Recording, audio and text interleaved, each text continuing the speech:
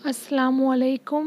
SDMES boys English medium primary school standard 7 subject Hindi topic कथनी और करनी हारमोनियस बाय सैयद गुलफ्सा। बॉयज़ जिस तरीके से हमने आज ये हमारा चैप्टर है 4th चैप्टर कथनी और करनी।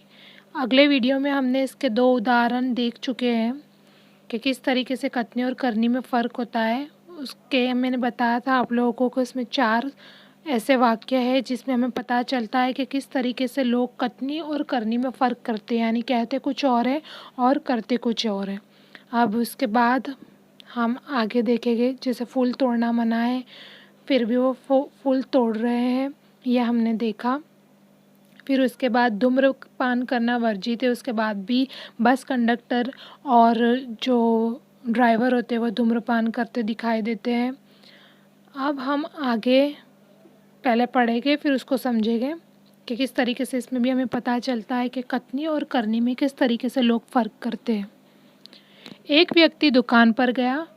स्कूटर दुकान के सामने खड़ा कर ही रहा था कि दुकानदार बोला, आप अपना स्कूटर वहाँ सामने वाहन रखने के स्थान पर खड़ा करके आए। यानी एक व्यक्ति होता है जो दुकान पर जाता है और वो दुकान के सामने स्कूटर खड़ा कर देता है, पर दुकानदार उसे वहाँ पे रखने के लिए मना करता है और कहता है कि जहाँ स्थान है वहाँ पे रख के आइए। सज्जन ने कहा, मुझे ज़्यादा समय तक थोड़े ही रुकना है, मैं तो सामान लेकर अभी चला जाऊँगा। दुकानदार बोला, पर दुकान के सामने बीच सड़क पर स्कूटर खड़ा रखना कोई ठीक बात नहीं है।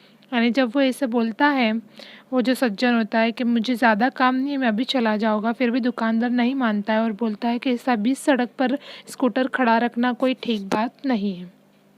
अब हम आगे पढ़ेंगे। सज्जन ने स्कूटर वाहन खड़ा करने के स्थान पर ले जाकर खड़ा किया और वापस आकर सामान खरीदने लगे। यानी वो जो सज्जन था वो दुकानदार की बात मान लेता है और वाहन जहाँ रखे जाते हैं वहाँ पे स्कूटर खड़ा किया और फिर आकर सामान खरीदने लगे। इतने में स्कूटर लेकर दुकान पर एक लड़का आया। स्कूटर दुकान के सामने खड़ा करके वह दुकान के अंदर चला गया। इस पर उस सज्जन ने दुकानदार से कहा, आपने इससे मना नहीं किया? वो बोला, यह तो मेरा बेटा है। यानी वो जो दुकानदार था वो सज्जन को ऐसे बोल रहा है कि बीच सड़क पर ऐसे स्कूटर खड़ा करना कोई ठीक बात है, और वह अपने बेटे को ऐसा कुछ नहीं बोलता। तो क्या ये नियम सिर्फ दूसरे लोगों के लिए है, क्या उसके बेटे के लिए नहीं था? इस पर वो जो सज्जन थे वो गुस्से हो जाते हैं और दुकानदार से पूछते हैं कि आपने इसे मना क्यों नहीं किया? तो वो दुकानदार बोलता है कि ये तो मेरा बेटा था। यानी हमें इस उदाहरण के अंदर भी पता चलता है कि कथनी और करनी में किस तरीके से लोग फ़र्क करते हैं। अब आगे पढ़ेंगे हम। कुछ लोग ऐसे भी होते हैं जो आदर्श की बातें करते हैं, लेकिन जब उन्हें अपनाना पड़े तो वे आदर्श भूल जाते हैं। यानी कुछ लोग ऐसे भी होते हैं जो बड़ी बड़ी आदर्श की बातें करते हैं, पर जब खुद उन्हें अपनाना पड़ते हैं वो आदर्श, वो आचरण, तो वो व्यवहार वो अपने अंदर नहीं करते, वो लोगों को ज़रूर एडवाइस करते हैं। एक दिन एक सज्जन के घर उनके मित्र मिलने आए। दोनों मित्र बातचीत में मग्न थे कि किसी ने दरवाज़ा खटखटाया। उन्होंने खिड़की से झांककर देखा, बाहर मकान मालिक खड़ा था, जो पिछले 4 महीने का किराया मांगने बार बार आ रहा था।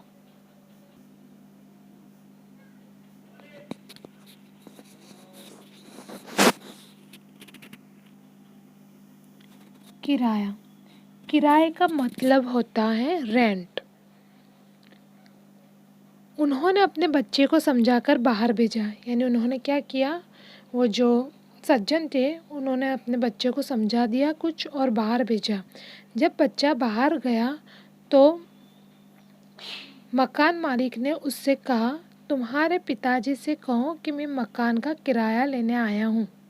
बच्चे ने तपाक से जवाब दिया, तपाक से यानी जोश से, फोर्सफुली, तुरंत ही जवाब दिया, पिताजी ने कहा है कि वे घर पर नहीं है। यानी क्या जवाब दिया, पिताजी ने कहा है कि वे घर पर नहीं है। बच्चे की बात सुनकर मकान मालिक हंसने लगा। जब बच्चे ने ऐसा कहा बाहर जाके कि पिताजी ने खुद ऐसा कहा है कि वे घर पर नहीं हैं, तो ये बात सुनकर मकान मालिक हंसने लगा। घर में बैठे मित्र के चेहरे पर भी मुस्कान आ गई। यानी इतना समझा कि वो बच्चे को बाहर भेजा, फिर भी उसने जाके बोला तो सच ही, पर ये हंसने के पात्र बन गया क्योंकि वो चीज़ झूठ थी, वो गलत था। ये सुनकर और ये सब देखकर जिसे देखकर वे सज्जन पानी पानी हो गए। पानी पानी यानी लज्जित हो गए, यानी शर्मा गए कि उनके बेटे ने बाहर जाके क्या कह दिया। एक सज्जन ने अपने पोते को यह सिखाया था, पोते का मतलब होता है ग्रैंडसन, यानी पुत्र का पुत्र, कि हमें किसी काम को गलत ढंग से नहीं करना चाहिए, सदा अपनी बारी की प्रतीक्षा करनी चाहिए। ये चीज़ किसने सिखाई थी? दादा ने अपने पोते को सिखाई थी। पर अब क्या होता है वो हम आगे देखेंगे। एक दिन की बात है, वे जल बिजली के बिल जमा कराने गए। दादा जल बिजली के जो बिल होते हैं, हम जैसे जमा कराने जाते हैं, वहाँ पे बहुत लंबी लंबी लाइनें होती है, बहुत लाइन में कतार में हमें खड़े रहना पड़ता है। उसी तरीके से यहाँ फ़ोटो में दिख रहा है। साथ में उनके 8 वर्षीय पोता भी था, जो पोता भी उनके साथ गया हुआ था, जिसे दादा हमेशा सिखाते हैं कि हमें हमेशा अपने काम ढंग से करना चाहिए। अब देखते हैं हम आगे क्या होता है। बिल जमा कराने वालों की लंबी कतार। अब कतार का मतलब तो आप सबको पता ही होगा, फिर भी मैं बता देती हूँ। कतार यानी लाइन, पंक्ति।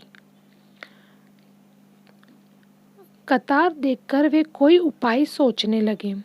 जैसे कि हम भी नॉर्मली ऐसा करते हैं, कभी कहीं बहुत लंबी लाइन होती है तो हम लोग सोचते हैं कि कहीं से कोई रास्ता निकल आए जिससे हमें लाइन में ज़्यादा टाइम तक खड़े ना रहना पड़े। हम भी आजू बाजू हमारे रिश्तेदारों को ढूंढने लगते हैं, कोई फ्रेंड मिल जाए तो ढूंढने लगते हैं। वैसे ही दादा भी पूरी लाइन में देखने लगे। उन्होंने खड़े हुए लोगों को ध्यान से देखा। आगे ही एक परिचित व्यक्ति खड़ा दिखाई दिया। वे तुरंत उसके पास गए और बोले, बेटा ये बिल तुम घर पर ही भूल आए, लो इसको भी जमा करा दो। वह व्यक्ति कुछ बोले उससे पहले ही बिल व राशि उसके हाथ में थमा दी। राशि का मतलब होता है रकम।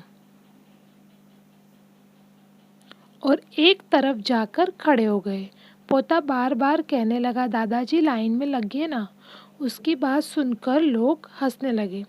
वह इसलिए ऐसा बोल रहा था पोता, क्योंकि दादा ने सिखाया था खुद कि हमें हमारे काम ढंग से करने चाहिए। जबकि पूरी लाइन लगी हुई थी पर दादा खुद लाइन में नहीं थे, इसलिए वो बार बार बोल रहा था, दादाजी लाइन में लगिए ना। आगे पढ़ेंगे हम। कई लोग ऐसे होते हैं जो आदर्श की बातें तो करते हैं पर उन्हें अपनाते नहीं। इस प्रकार का आचरण, आचरण का मतलब होगा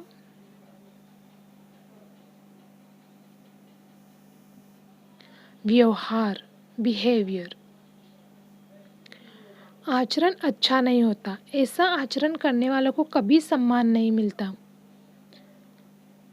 वे हंसी के पात्र बनते हैं। इसलिए हमें कथनी और करनी में सदैव समानता रखनी चाहिए। सदैव का मतलब होता है हमेशा। हो कथनी करनी एक समान, जग में मिलता तब सम्मान। यानी जो हमारी कथनी, जो हम कहते हैं, और हमारी करनी और उसके मुताबिक करते हैं, तभी हमें सम्मान मिलता है हमारे समाज में। अब आगे हम इसके शब्दार्थ देखेंगे, जो हार्ड वर्ड्स थे वो, जिससे आपको आसानी हो हमारा लेसन समझने।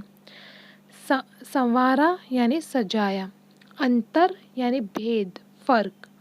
पार्क का मतलब होता है बाग, बगीचा। कतार यानी पंक्ति। वर्जित यानी निषेध, मनाही।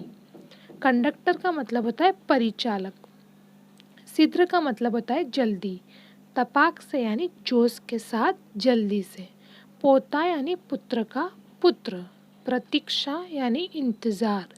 राशि का मतलब होता है रकम। आचरण का मतलब होता है व्यवहार।